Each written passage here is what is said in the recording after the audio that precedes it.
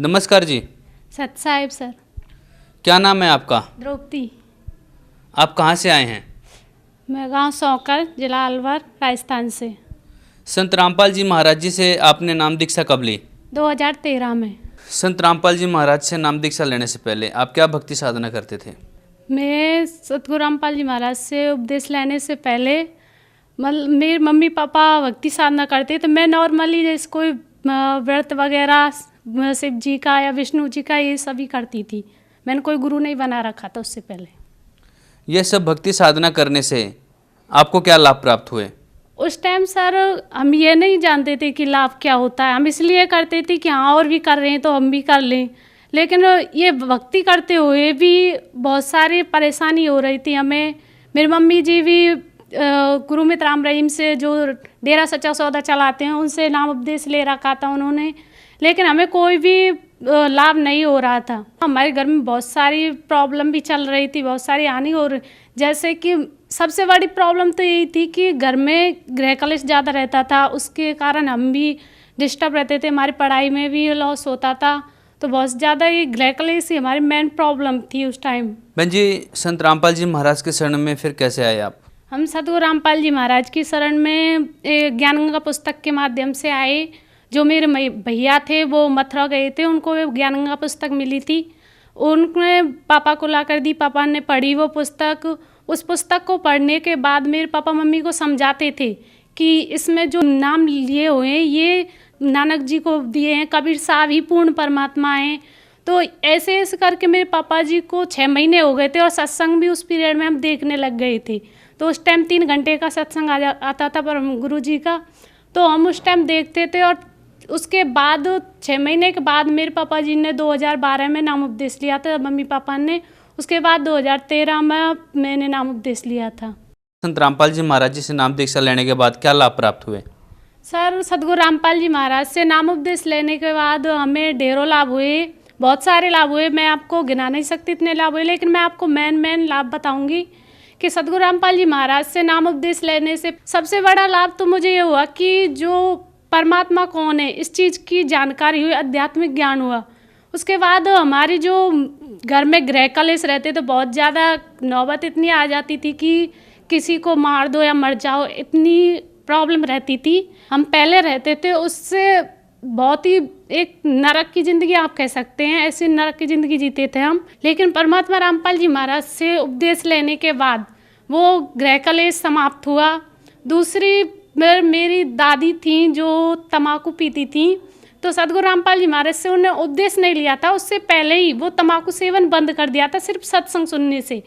उसके बाद मेरा छोटा भाई है, उसके पेट दर्द होता था बहुत ज़्यादा, तो उसने जब नाम उपदेश लिया तो उसका पेट दर्द भी ख़त्म हो गया। और सर मुझे भी 2013 की बात है, जब मैं 12वीं में पढ़ती थी उस टाइम मेरे को थायराइड हो गया था। ये एक्चुअल मैं उस टाइम क्लास में ही थी, तो मेरी मैम ने बताया था उस टाइम कि आपको थायराइड हो सकता है।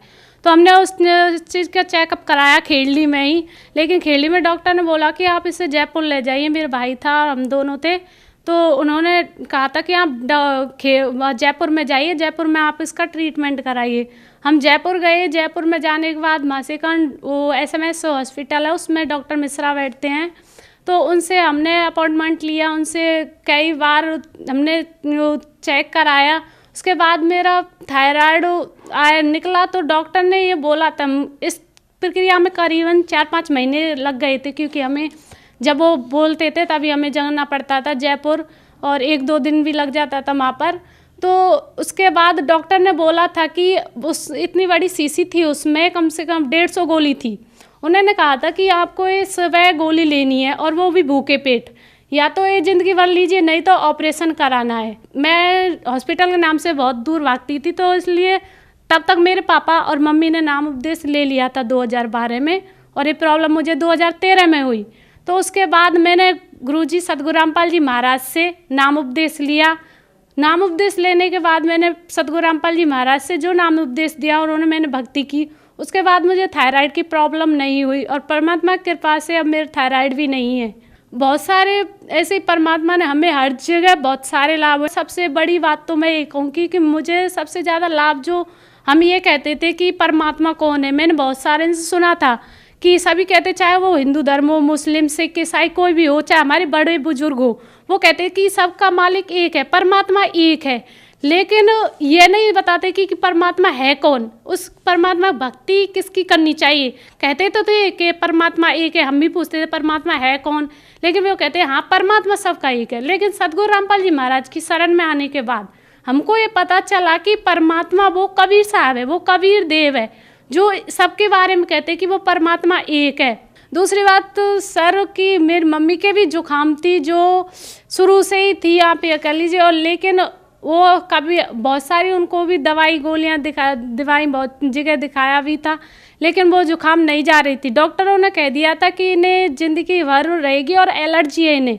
अगर कोई भी काम करना है, मान लो आपको आटा भी गूंथना है, तो वो भी मुंह पे दुपट्टा लगाकर करना पड़ेगा। लेकिन सदगुरु रामपाल जी महाराज से नाम उपदेश लेने के बाद, सिर्फ हमने नाम उपदेश ही लिया, तो उसके बाद ही परमात्मा ने इतनी दया करी कि वो जो मम्मी के जुकाम थी वो सारी ख़त्म हो गई। और आज परमात्मा ने इतनी दया कर रखी है कि उन्हें कोई जुकाम नहीं था और वो आसानी से सारा काम कर लेती हैं, अगर हम सद्भक्ति करते हैं। क्योंकि हमारे सदग्रंथों में प्रमाण है इस चीज़ का कि परमात्मा घोर पाप को भी काट देता है। अगर पूर्ण संत, जो तत्वदर्शी संत है, जो गीता जी में कहा गया है कि जो उल्टा लटका हुआ संसार रूपी वृक्ष है उसे बता देगा, वो तत्वदर्शी संत होगा।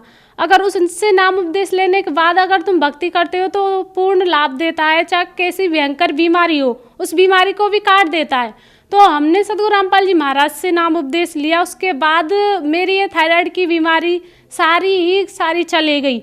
और वो जो ज्ञान देते हैं सदगुरु रामपाल जी महाराज, जो नाम उपदेश देते हैं, वो हमारे सदग्रंथों के आधार पर देते हैं। जो जिस तरह मैं आपको एक उदाहरण दे सकती हूँ, जो हमारे रामपाल जी महाराज जी बताते हैं कि जिस तरह एक आम आदमी कहे कि यहाँ से सड़क बन जाए, लेकिन वो नहीं बनेगी। अगर वही बात को हमारे पीएम कहे, प्रधानमंत्री कहे, तो वो बात बन जाएगी, वहाँ से वो सड़क बन जाएगी। यानी कि वो आदमी बोल रहा था, एक आम इंसान कह लीजिए आप उसे, वो बोल रहा था, उसके वचन में वो पावर नहीं थी, लेकिन पीएम के वचन में वो पावर है।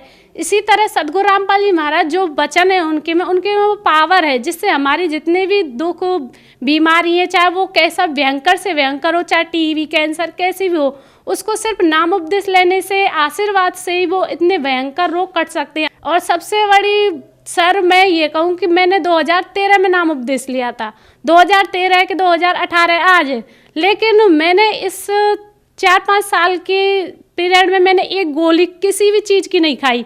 यहाँ तक कि बुखार जुकाम ये क्या चीज़ होती है, मुझे अभी तक इस चीज़ की एक गोली भी नहीं खाई। तो मुझे बहुत बड़े लाभ हुए सदगुरु रामपाल जी महाराज की शरण में आने के बाद। बहन जी, आज संत रामपाल जी महाराज जेल में हैं, आज आपकी उनके प्रति कैसी आस्था है? सर मैं इसमें ये कह सकती हूँ कि जो मेरी पहले आस्था थी, तब मैं सदगुरु रामपाल जी महाराज से जुड़ी थी। तो उस टाइम अपनी बीमारी और अपने जो घर में गृह क्लेश थे, तो मैं उस टाइम इस बात से जुड़ी थी कि हाँ परमात्मा सदगुरु रामपाल जी महाराज मेरी बीमारी है वो काट देंगे और मेरे घर में जो गृह क्लेश रहते हैं वो मिट जाएंगे। लेकिन उसके बाद धीरे धीरे हमें ज्ञान हुआ और परमात्मा में जो हमारी आस्था पहले थी उससे मैं कह सकती हूँ कि हजारों गुना आस्था उसमें ज़्यादा बढ़ी है।